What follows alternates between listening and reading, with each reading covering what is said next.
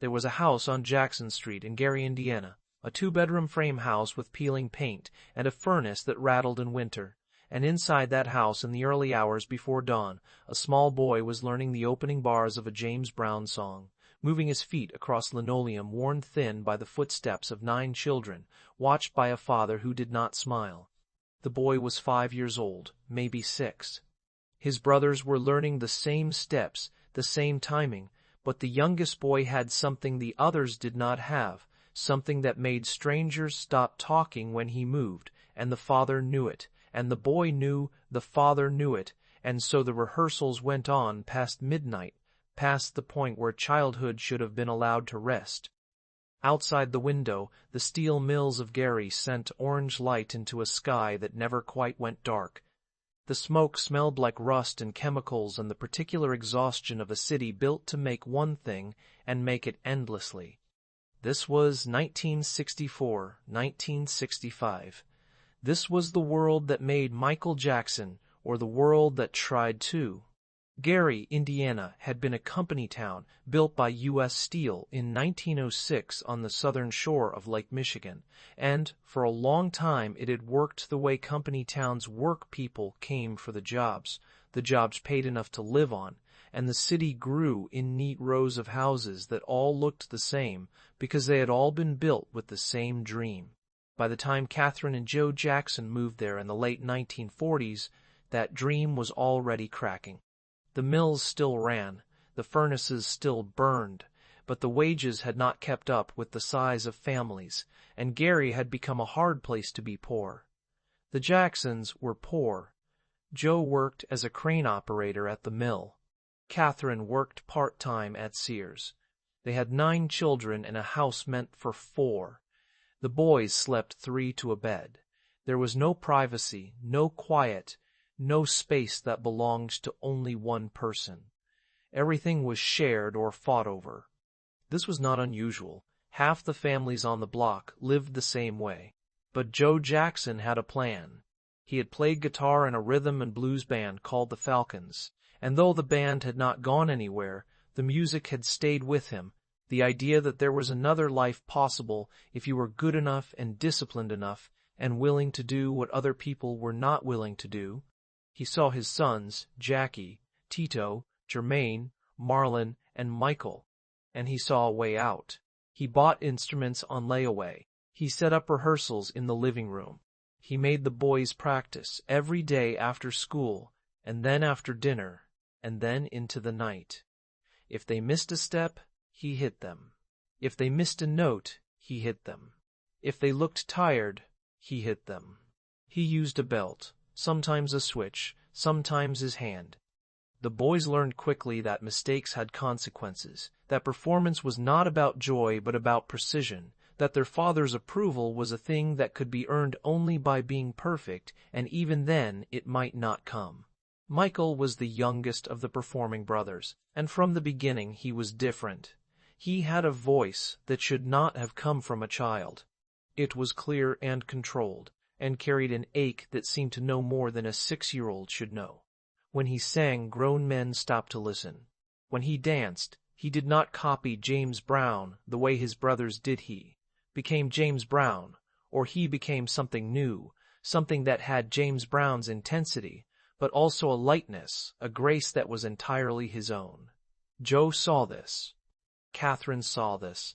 The brothers saw this, and so Michael became the center of the group, the one the routines were built around, the one who stood in front. He was not the oldest, not the tallest, but he was the one people watched. He learned this early. He learned that if he sang well enough, if he moved sharply enough, the audience would forget everything else. He learned that performance could be a kind of disappearing, that you could become the song and not have to be yourself for a while. This was useful, because being himself was not always safe. The house was small and loud, and there was never enough of anything. Catherine tried to make it warm. She was a Jehovah's Witness, and she raised the children in the faith, which meant no birthdays, no Christmas, no holidays that other children had, only meetings at the Kingdom Hall and door-to-door ministry. and the quiet, persistent belief that the world as it was would soon end and be replaced by something better. Michael absorbed this. He absorbed the idea that the world was temporary, that suffering had meaning, that salvation was possible but not guaranteed. He also absorbed his mother's gentleness, her singing voice, her ability to hold a household together through will and patience. She was the softness in a house that was otherwise governed by fear. Joe was not soft. Joe was the enforcer, the architect of the dream, the man who believed that love was shown through discipline, and that his sons would thank him one day when they were famous. He was not entirely wrong about the fame. He was wrong about almost everything else. The Jackson Five, as they began to call themselves, started playing local talent shows in 1964. They played school gyms, community centers, the Regal Theater in Chicago. They entered every competition they could find. They won most of them. Michael was 6, then 7, then 8. He was smaller than the microphone stand. He wore clothes Catherine had sewn, shoes that had belonged to his brothers. He sang songs by Jackie Wilson, by Smokey Robinson, by James Brown, and when he sang them he did not sound like a child imitating an adult. He sounded like someone who understood what the songs were about, the longing in them, the heartbreak. People asked Catherine how he knew to sing like that. She did not have an answer. Michael himself would say later that he did not remember learning it, that it had always been there, waiting.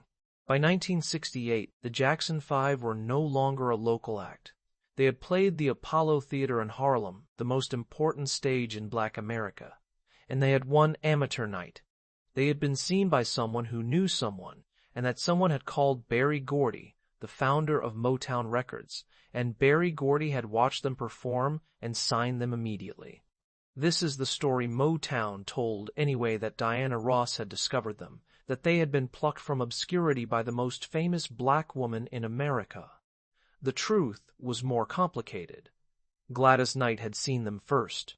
Bobby Taylor had brought them to Gordy's attention. But Motown understood mythology, understood that the story mattered as much as the music, and so the story became Diana Ross presenting these 5 young brothers to the world, and the world fell in love. Michael was 10 years old when I Want You Back was released in October of 1969. The song was pure Motown, tight, bright, built on a bass line that moved like a heartbeat and a melody that lodged itself in your head after one listen. But it was Michael's voice that made it impossible to ignore. He sang the lead, and he sang it with a desperation that seemed to come from somewhere beyond childhood, a plea that was both innocent and knowing. The song went to number 1. So did the next single, ABC. So did the one after that, The Love You Save. And then I'll Be There, which was softer, sadder, a ballad that let Michael's voice stretch out and show what it could do when it was not racing. 4 number 1 singles in a year. The Jackson Five were the biggest thing Motown had seen since the Supremes, and Michael was the center of it, the face on the magazine covers, the name people remembered. He was 11. He lived in Los Angeles now, in a house Motown had found for the family, a house much larger than the one in Gary, but no less governed by Joe's rules. The rehearsals continued, the discipline continued. Michael's childhood, such as it had been, ended. He was working now, recording during the day, performing at night, doing interviews and photo shoots and television appearances. He went to school in a private studio on the Motown lot, a few hours a day between sessions. He had a tutor, but no classmates. He had fame, but no friends, his own age. The other children at Motown, Stevie Wonder, who was only a few years older, had been through the same thing, and there was a bond there, an understanding that no one else could share. But mostly Michael was alone, or alone in the way that child performers are alone, which is to say surrounded by adults who needed him to be something other than a child. He watched everyone. He learned by watching. At Motown, he watched Marvin Gaye in the studio, the way Marvin could sing a line 20 different ways until he found the one that had the exact emotional weight he wanted. He watched Diana Ross, the way she held herself, the way she controlled a stage. He watched James Brown, whom Joe had taken him to see when he was very young, the way James moved, the way he made every gesture sharp and deliberate, the way he turned a performance into something that felt dangerous and necessary. Michael absorbed all of this.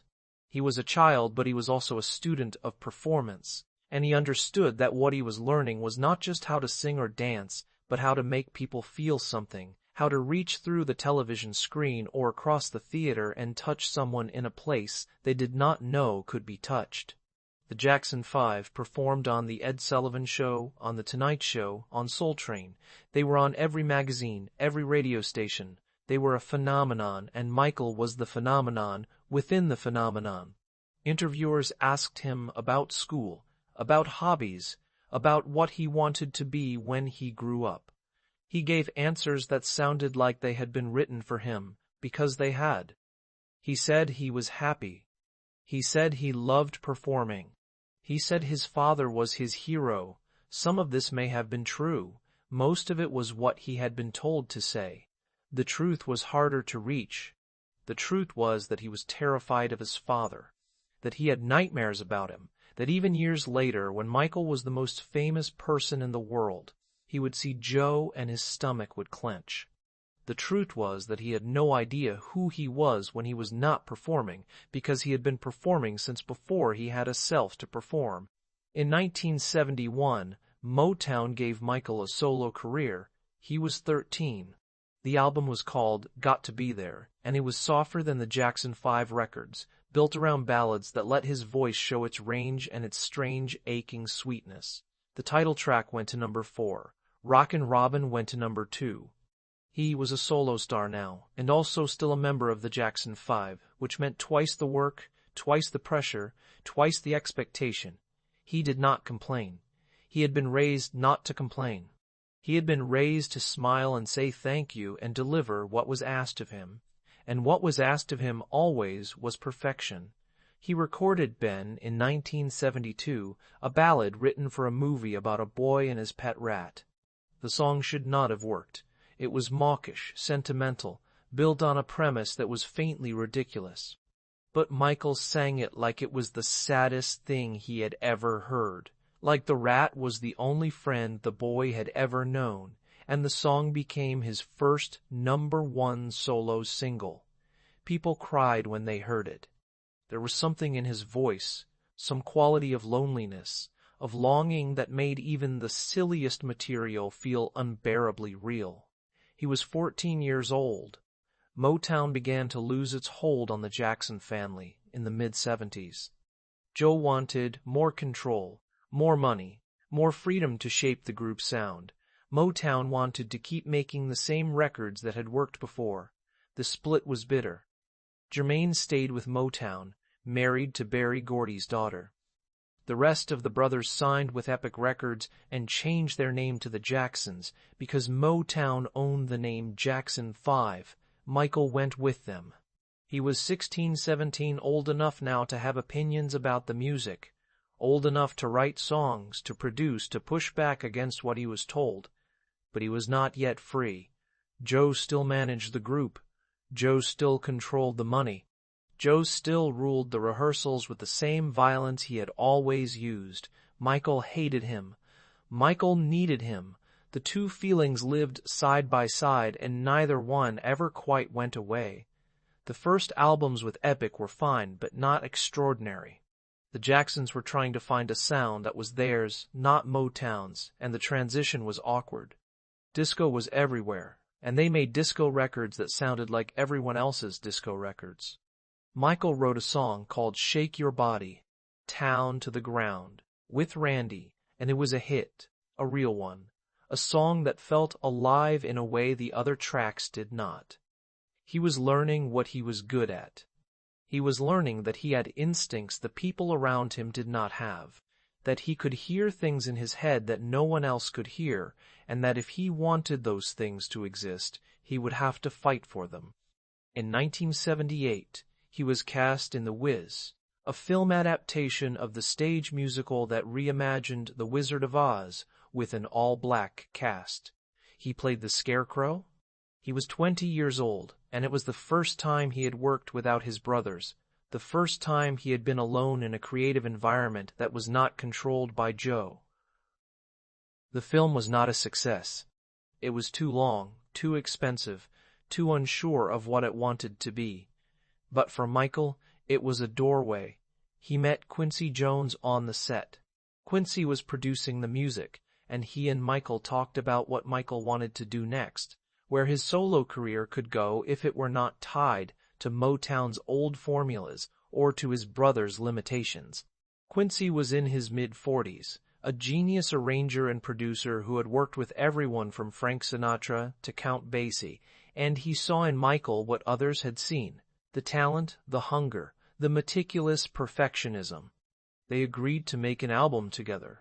That album was Off the Wall, and it was released in August of 1979, and it changed everything. It was not a Motown record. It was not a Jackson 5 record. It was a Michael Jackson record, the first one that sounded like him and no one else. Quincy brought in the best musicians in Los Angeles, session players who could make a groove feel effortless, who could turn a good song into a perfect one. Michael wrote some of the songs himself. Others were written by Rod Temperton, by Stevie Wonder, by Paul McCartney. But every song was filtered through Michael's voice, his sense of timing, his understanding of how a song should move. Don't Stop Till You Get Enough was built on a bass line that never stopped, a rhythm that was relentless and joyful, and Michael's voice darted through it like light through water. Rock With You was slower, silkier, a song that felt like dancing in the dark with someone you loved. Off the Wall itself was pure energy, a song that dared you not to move. The album sold 10 million copies. It produced 4 top 10 singles. It won a Grammy. It was the best-selling album by a black artist in history, at least until Michael broke his own record a few years later. But even as it succeeded, even as Michael became a solo star on a level he had never reached before, he felt it was not enough. The Grammys gave the Album of the Year award to Billy Joel. The American Music Awards gave Entertainer of the Year to someone else. Michael had made what he thought was a perfect album, and the world had not recognized it as such.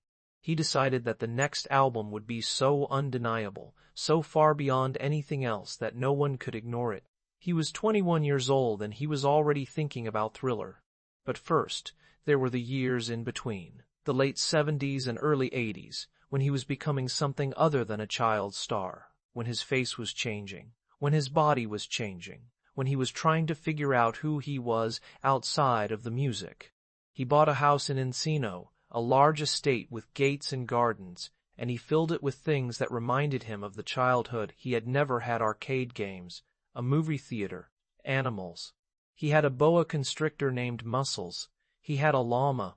He read books about film, about animation, about Disney. He watched movies obsessively: Peter Pan, E.T., anything that dealt with innocence or magic or the idea that the world could be kinder than it was. He did not date much. He was shy around women, awkward, uncertain. He had been performing since he was 6, but he did not know how to be a person off stage. He did not know what normal was because he had never been allowed to be normal. His face had started to change. The nose was different. The cheekbones. The skin, which had begun to lighten, though he did not talk about that yet, and neither did anyone else. People noticed, but they did not quite know what to say. Michael said he had broken his nose during a dance rehearsal and had it fixed. He said he had a cleft put in his chin. He said it was no one's business. Later, much later, it would become clear that he had undergone many surgeries, that his face had been remade over the course of 2 decades into something that did not look quite human, that seemed to be trying to escape the face he had been born with. But in 1980-1981, it was subtle enough that people thought maybe it was just age, just the way a boy's face sharpens as he becomes a man. He was working on the new album with Quincy. They spent months on it. Michael had written dozens of songs, and they narrowed it down to 9. Each one had to be perfect. Each one had to sound different from the others, had to occupy its own space. its own mood. Michael wanted an album that was not just good, but that could not be argued with, that would be so complete in its ambition and execution that even people who did not like him would have to admit it was extraordinary. He worked on the vocals for weeks, months, recording the same lines over and over until the pitch was exactly where he wanted it, until the breath control was invisible, until every note sounded effortless. He brought in Eddie Van Halen to play the guitar solo on Beat It, a hard rock song that was meant to cross over to white rock radio to prove that Michael Jackson could do anything. He brought in Vincent Price to do the voiceover on Thriller because Michael loved horror movies, loved the drama and the camp, and the transformation of fear into entertainment. He worked with Rod Temperton on Thriller and Lady in My Life, with James Ingram on backing vocals, with every engineer and musician Quincy could find who was at the top of their field. Nothing was left to chance. Nothing was good enough the first time. Billie Jean was the song Michael cared about most. He had written it himself, and it was about a woman who claimed he was the father of her child, a woman who had sent him letters, who had showed up at his house, who had tried to insert herself into his life. The song was a denial, but it was also something else, meditation on fame, on the way people wanted pieces of you, on the way a lie could take on a life of its own. The bass line was simple, insistent, hypnotic. The drums were sharp and echoey like footsteps in an empty hallway. Michael's voice was layered, doubled, tripled so that it sounded like he was singing to himself, arguing with himself. He wanted the bass mixed louder than Quincy thought was safe. He wanted every detail to be exactly right, down to the sound of his breath between the lines. When the album was finished, he told Quincy it was the best thing he had ever done. Quincy agreed. Thriller was released on November 30th, 1982. The cover showed Michael in a white suit leaning against a dark background, a baby tiger curled at his feet. He looked young, beautiful, androgynous. His eyes were outlined in makeup. His expression was both inviting and distant, as though he were looking at you from somewhere you could not reach. The first single, The Girl Is Mine, was a duet with Paul McCartney, a light, pleasant song that went to number 2. It was a warm-up. The second single was Billie Jean. Billie Jean was released in January of 1983, and the video was sent to MTV, which at that time played almost no black artists. MTV had been on the air for 2 years, and in that time it had built its identity around white rock and new wave Duran Duran, The Police, Pat Benatar. The few black artists who had broken through Prince, a little bit of Lionel Richie, were exceptions. MTV's argument was that their audience was not interested in black music, that their format was rock, not R&B. This was a lie, or at least a convenient simplification, and everyone knew it. But it was a lie that had held. Michael's label, Epic, told MTV that if they did not play Billie Jean, they would pull every other video they had. MTV played Billie Jean.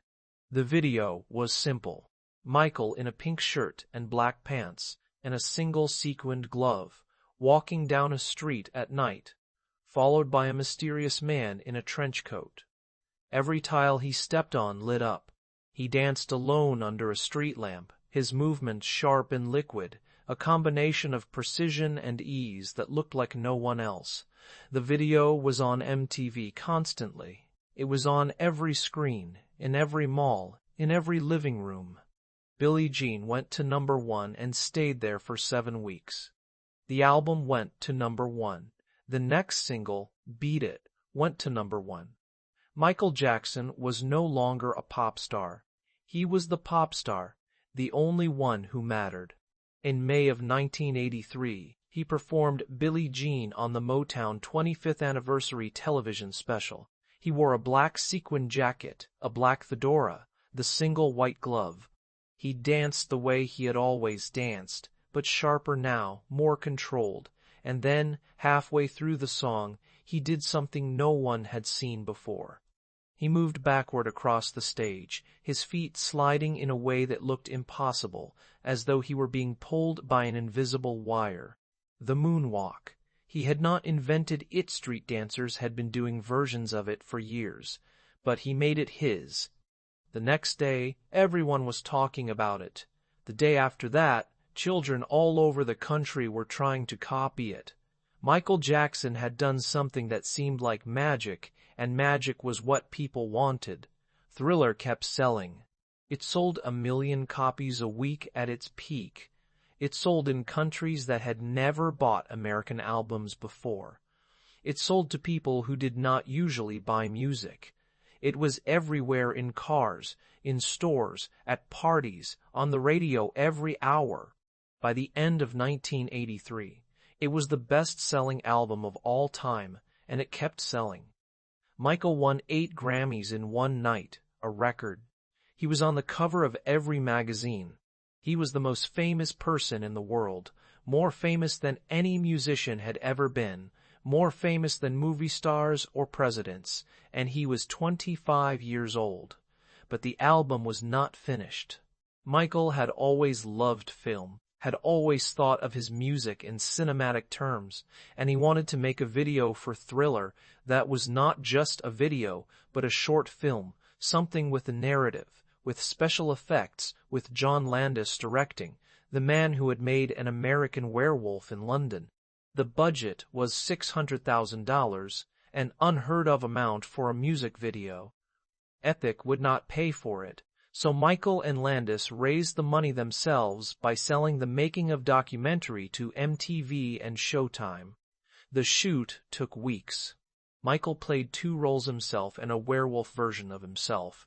There was dancing, a full choreographed routine with zombies rising from graves, Michael leading them in moves that were stiff and jerky and somehow both funny and eerie. There was Vincent Price's voiceover, campy and menacing. There was a transformation scene where Michael's face changed into something monstrous, prosthetics and makeup that took hours to apply. When the video premiered in December of 1983, it was an event. MTV played it twice an hour. People recorded it on VHS and watched it over and over. The 14-minute version was sold as a home video and became the best-selling music video of all time.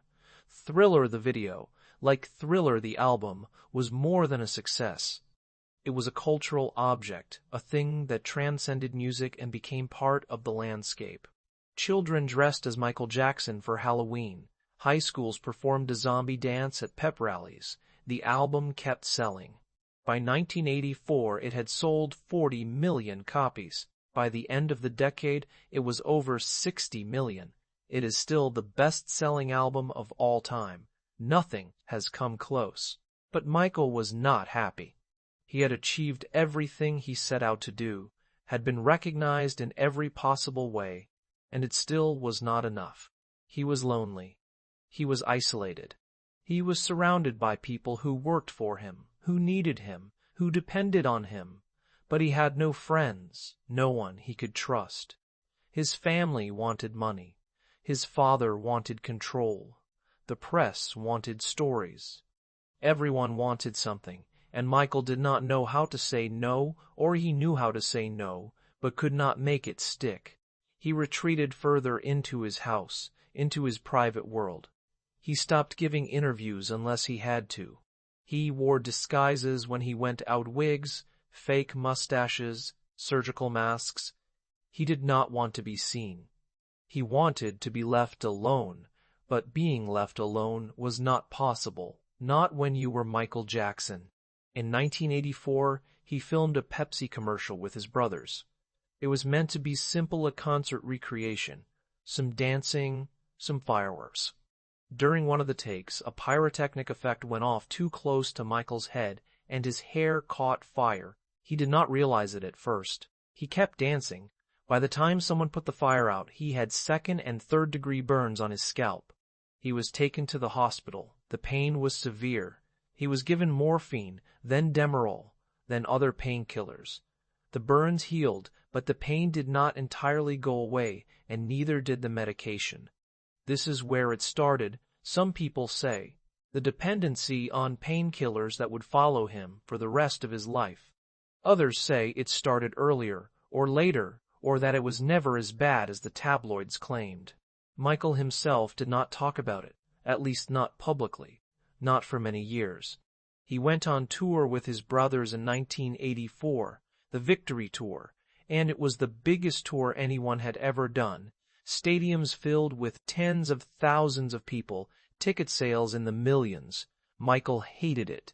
He hated performing with his brothers, hated being back under Joe's influence, hated the spectacle of it, the way it felt like a nostalgia act, even though he was only 26. He announced halfway through that this would be the last time he would tour with the Jacksons, that he was done with the group, that from now on he was a solo artist and nothing else. Joe was furious. His brothers were hurt. Michael did not care. He was finished with the past. He wanted to move forward. He bought the ATV music catalog in 1985, a collection of thousands of songs that included most of the Beatles' catalog. Paul McCartney had told him years earlier that owning publishing rights was where the real money was, and Michael had listened. The catalog cost $47.5 million, and it made him richer than he had ever been, richer than almost any musician had ever been. It also ended his friendship with Paul McCartney, who had wanted to buy the catalog himself and felt betrayed that Michael had outbid him. Michael did not see it as betrayal. He saw it as business. But he lost a friend, one of the few people who had understood what it was like to be that famous, and he did not make friends easily. He started work on the next album, which would be called Bad. It took 3 years. He wanted it to be bigger than Thriller, wanted every song to be a single, wanted the videos to be events. He worked with Quincy again, but the process was harder this time, more contentious. Michael had more control now, more opinions, and he did not always agree with Quincy's instincts. He wrote most of the songs himself.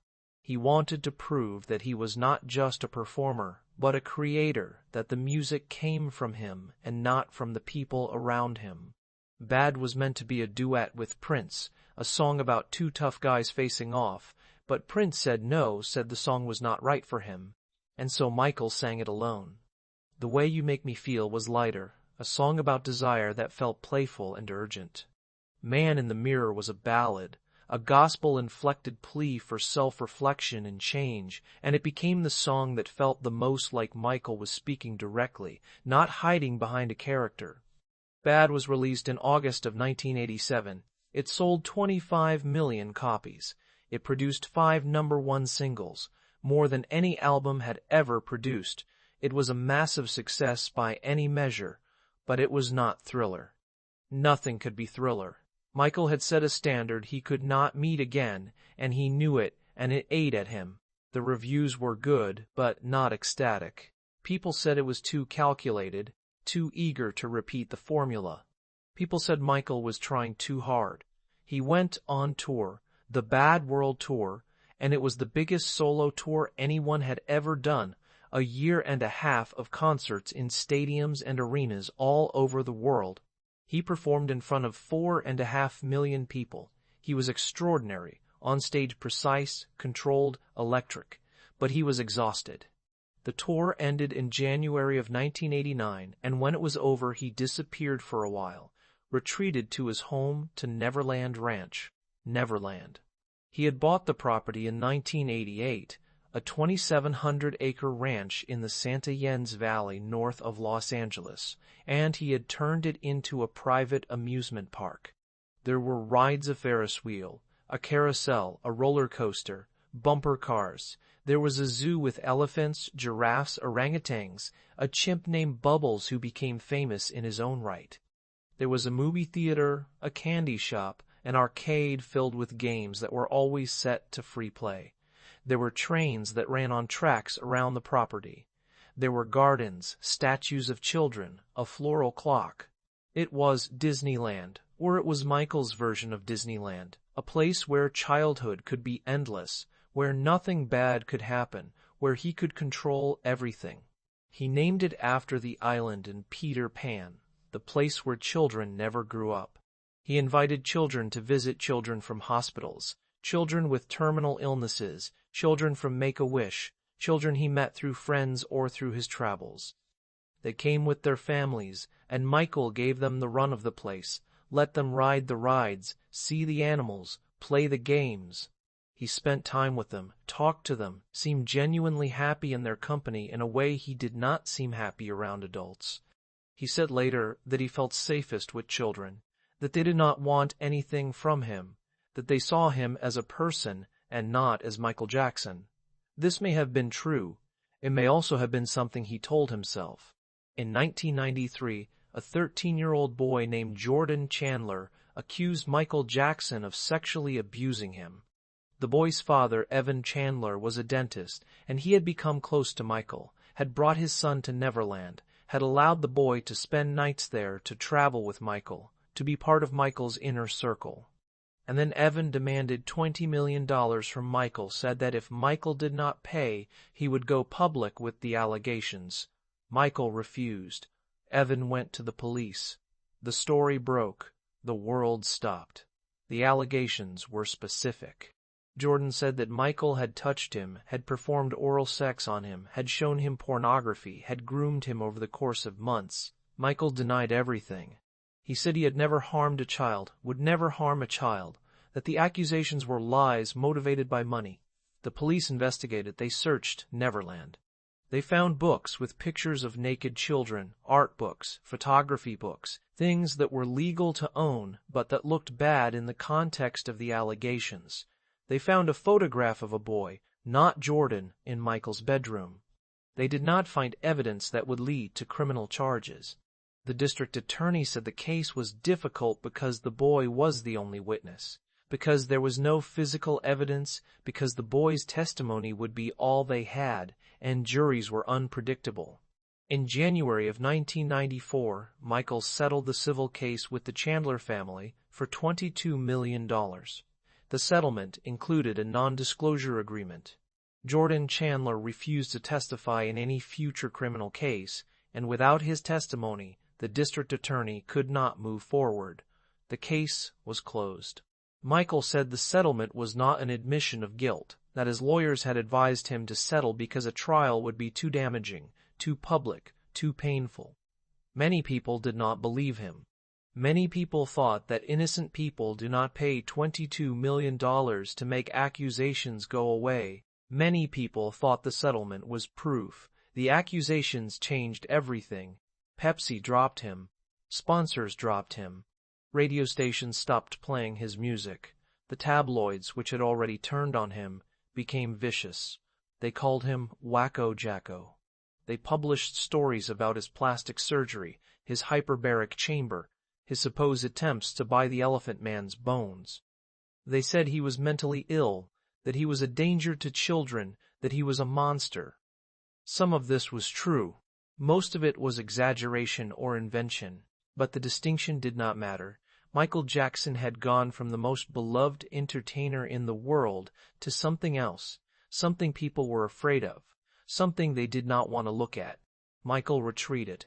He married Lisa Marie Presley in May of 1994, the daughter of Elvis Presley, and the marriage was seen by almost everyone as a publicity stunt, an attempt to rehabilitate his image by associating himself with American royalty and by proving he was interested in women. Lisa Marie said later that the marriage was real, that she loved him, that he loved her, that they had tried to make it work. They divorced in 1996. He married again in 1997, this time to Debbie Rowe, a nurse he had known for years, and she gave him 2 children, Prince and Paris. The marriage was transactional. Debbie said later that she had agreed to have his children because he wanted to be a father, and that she had not expected to be a wife in any conventional sense. They divorced in 1999. Michael kept the children. He kept making music. H.E. Story, released in 1995, was a double album, 1 disc of greatest hits, 1 disc of new material. The new material was angry, defensive, full of songs about betrayal and persecution. Scream, A duet with his sister Janet was sharp and jagged, a song about being hounded by the media. They Don't Care About Us was about injustice, about being misunderstood, and it included lyrics that were criticized as anti-Semitic, which Michael denied but later changed. Earth Song was a ballad about environmental destruction, grandiose and earnest, and it became a massive hit everywhere except the United States, where Michael's popularity had cratered. The album sold 20 million copies worldwide, but only 7 million in the US. He was still a superstar, but not in his own country. America had turned on him. He toured again in 1996 and 1997, the H-Story World Tour, and the shows were spectacles, military imagery, dancers in formation, huge video screens, Michael descending from the ceiling in a jetpack. The performances were as precise as ever, but there was something desperate about them, something that felt like he was trying to prove a point that no one was listening to anymore. He was almost 40. He looked strange. His face had been altered so many times that it no longer looked like a face that had grown naturally. His skin was pale, almost white, and he said this was because of vitiligo, a condition that destroys pigmentation, which his autopsy would later confirm. But people did not believe him. They thought he was trying to become white, to erase his blackness, and the idea made them angry or sad or both. He released Invincible in 2001, his first album of new material in 6 years. It cost $30 million to make, the most expensive album ever recorded. It sold 8 million copies, which for anyone else would have been a triumph, but for Michael Jackson was seen as a failure. The singles did not chart well in the US. The videos were barely played. Michael blamed his label, Sony, said they had not promoted the album, that they were trying to sabotage him because he was black, because he owned valuable publishing rights, because they wanted to destroy him. He held protests outside Sony's offices. He called the label's chairman a racist. The relationship ended. Michael did not release another album. The second set of allegations came in 2003. A documentary called Living with Neverland, filmed by Martin Bashir, showed Michael holding hands with a 13-year-old boy named Gavin Arvizo, saying that he saw nothing wrong with children sleeping in his bed, that it was a loving thing, that people who thought otherwise had dirty minds. The documentary was watched by millions of people, and the reaction was immediate. Gavin Arvizo's family went to the police. Gavin said Michael had molested him. The police raided Neverland again. This time, Michael was arrested, charged with multiple counts of child molestation and administering an intoxicating agent. The trial began in February of 2005. It lasted 5 months.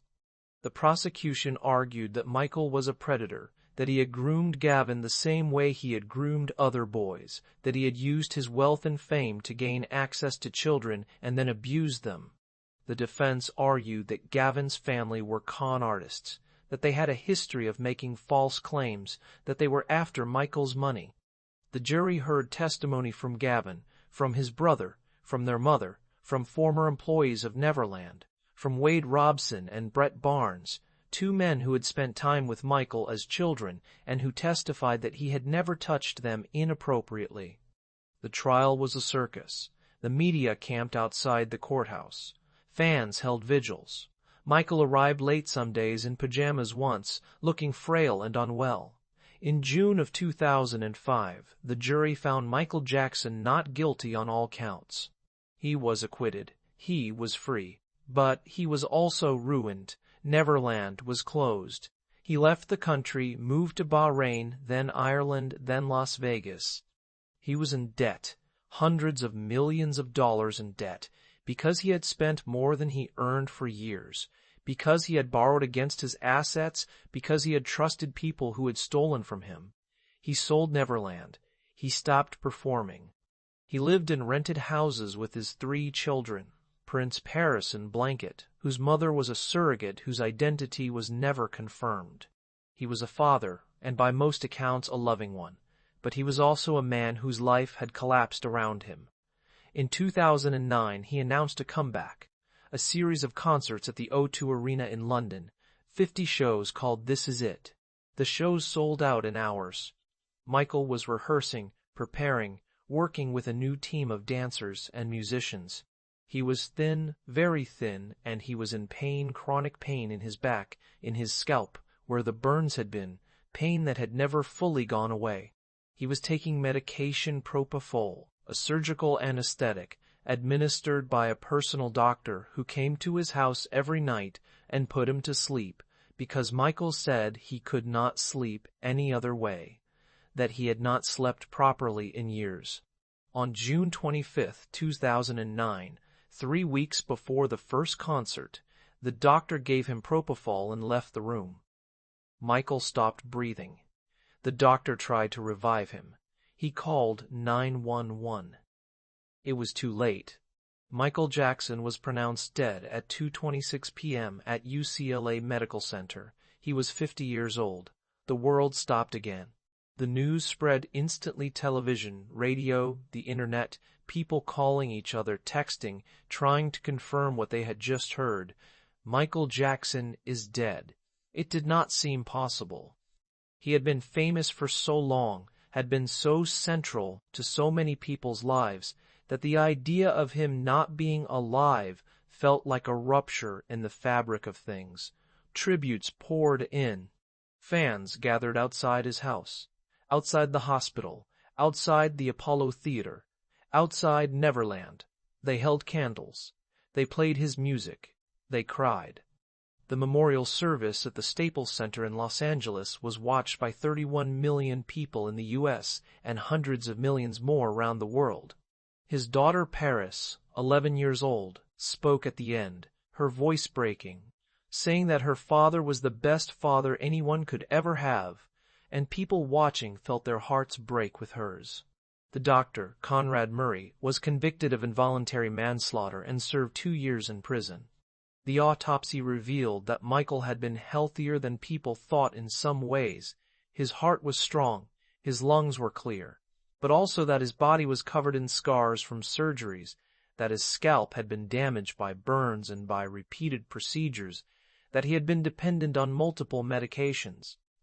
The toxicology report showed propofol, lorazepam, midazolam, and other drugs in his system. He had died because he had been desperate for sleep, and because the person he trusted to help him sleep had made a fatal mistake.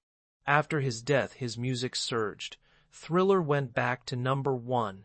His catalog sold millions of copies. A concert film made from the This Is It rehearsal footage was released and became the highest-grossing documentary of all time. People remembered the music, the dancing, the performances, the moonwalk, the glove, the way he had made them feel when they were young.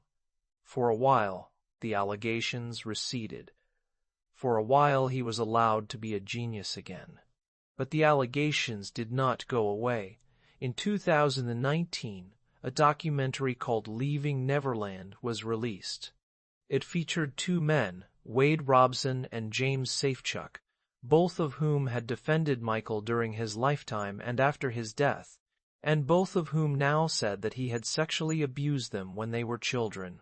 They described the abuse in detail, how it started, how it escalated, how Michael had told them it was love, how they had believed him, how it had taken them years to understand what had been done to them.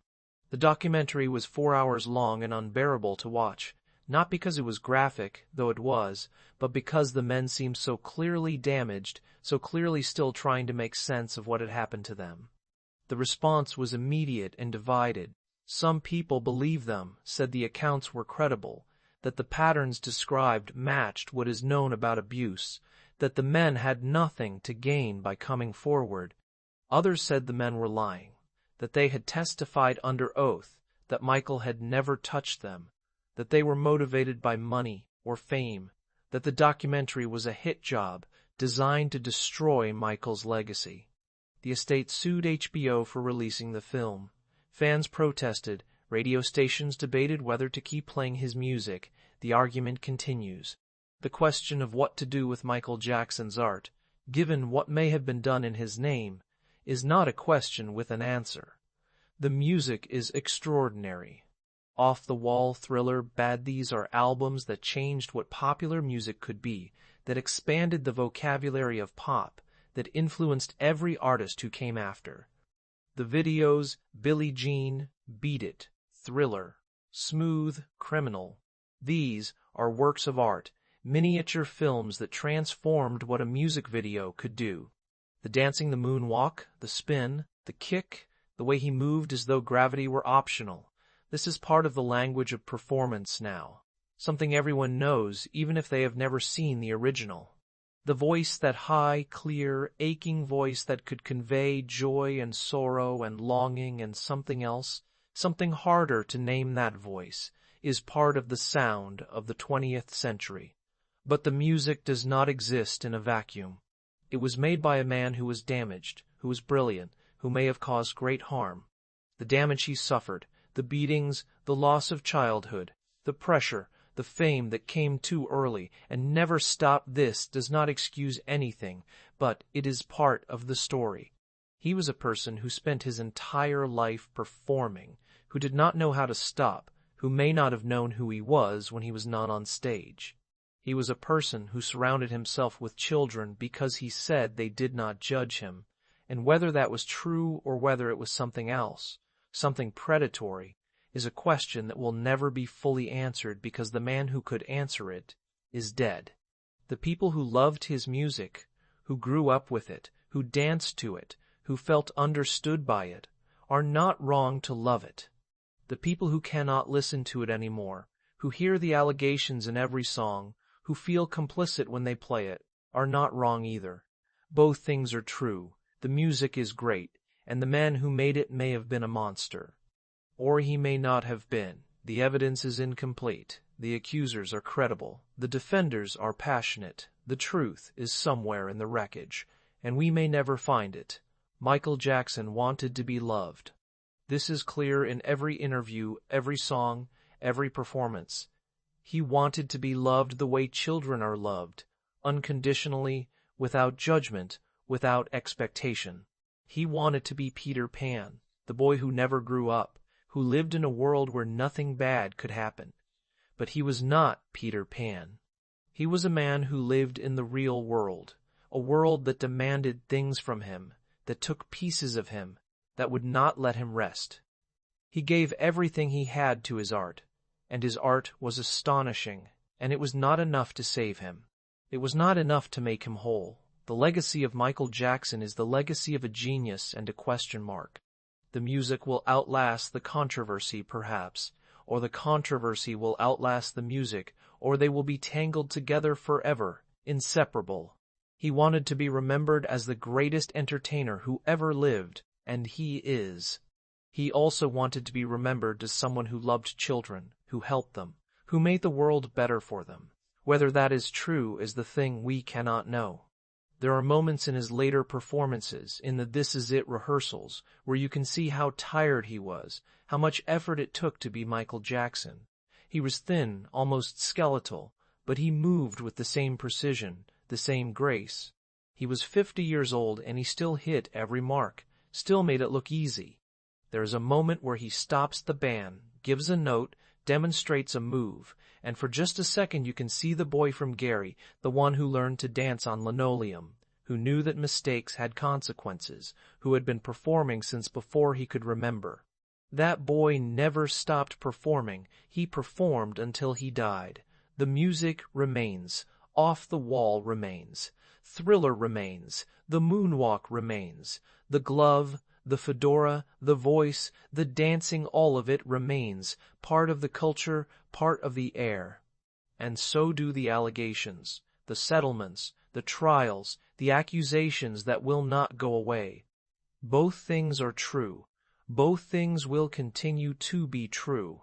Michael Jackson was the greatest performer of his generation, maybe of any generation, and he was also a man who may have caused irreparable harm. The music asks us to feel something, and we feel it. The allegations ask us to reckon with something, and we cannot look away. Both are real, both matter, and the distance between them is the space where the legacy lives, unresolved, still burning, still impossible to hold. He is gone now, has been gone for 15 years. The children he raised are adults. The estate continues to release music, to license his image, to manage the catalog. The debates continue. The fans continue to defend him. The accusers continue to speak.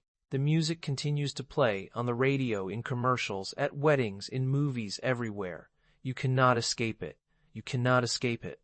He is part of the sound of the world, and he will be for as long as people listen to music, for as long as people remember what it was like to see someone move the way he moved, to hear someone sing the way he moved, to hear someone sing the way he sang, to feel that combination of joy and sadness and something else, something that felt like being understood, even when you did not have the words for what you were feeling. Michael Jackson wanted to live forever, wanted his music to live forever, and in that he succeeded. The rest the question of who he was, what he did, whether he can be forgiven or should be, that remains open, that remains a wound. And perhaps that is the only honest way to speak of him now, as someone whose art was transcendent, and whose life was a wound that never healed, that he may have opened in others, that we are still trying to understand. The music plays.